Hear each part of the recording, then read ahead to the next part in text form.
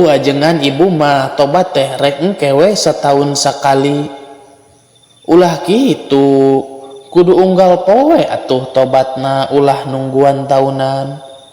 Kudu kumaha atuh? Lol wae katerangan tinu Maha Suci. Wasari'u ila maghfiratim mir rabbikum. Muncek bahasa Indonesia nama harus segera, kudu lumpat, kudu leading competition, kudu balap buru-buru tobat. Naon sabab? Hiji dosana dijieun unggal poe, nu kadua urang teu kontrak umur jeung nu Maha Suci. Kumaha mun dititah balik ngadahes ka anjeunana keur bobolokot ku dosa. Nu matak wasari'u ila maghfiratin mir rabbikum, buru-buru tobat. Balap tah. Budak balap jeung kolot rek tobat. Nini jeung aki-aki balap rek tobat.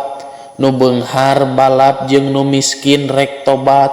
Nu bodoh jeung nu pinter balap rek tobat.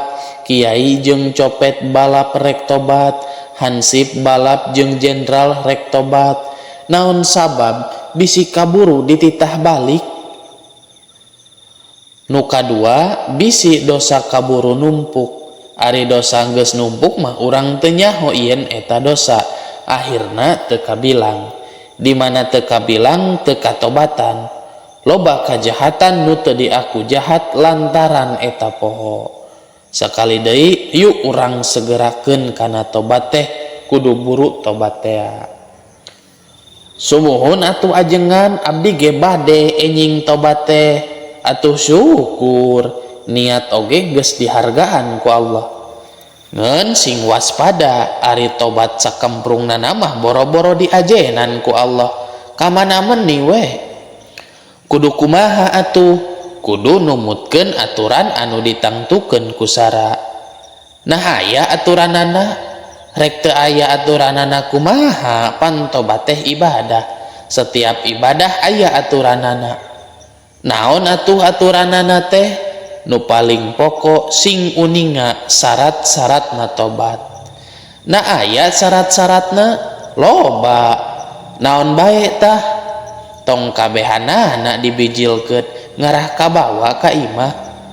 Aya 3 guruntul syarat-syaratna tobat teh.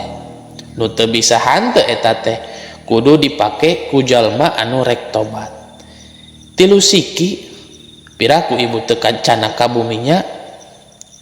Naon ajengan hiji-hijina? Nu kahiji kakara tobat urang bakal diperhatoskeun ku Allah Rabbul Alamin, bakal diajenan dihargaan lamun cumpon syarat anu kahiji nyaeta kudu sadar yen urang boga dosa. Ari hareupeun budak ngoramah nyebutkeun sadar teh henteu aneh. Ari hareupeun aki-aki mah luak liuk nyebutkeun sadar teh. Da ari kolot baheula mah lamun nyebut sadar teh di mana anu sakalor cager, sadar ayeuna mah sadar kitu kolot baheula mah. Anu mawi lamun Pak RW sareng Pak RT pidato hareupeun rakyat, hayu urang ningkatkeun kesadaran kebangsa jeung kebernegaraan. Luak liuk we aki-aki jeung nini-nini mah teu pati ngarti. Ngartos aki ngartos naon? Duka gitu tah. Urang gantinya ku bahasa Sunda.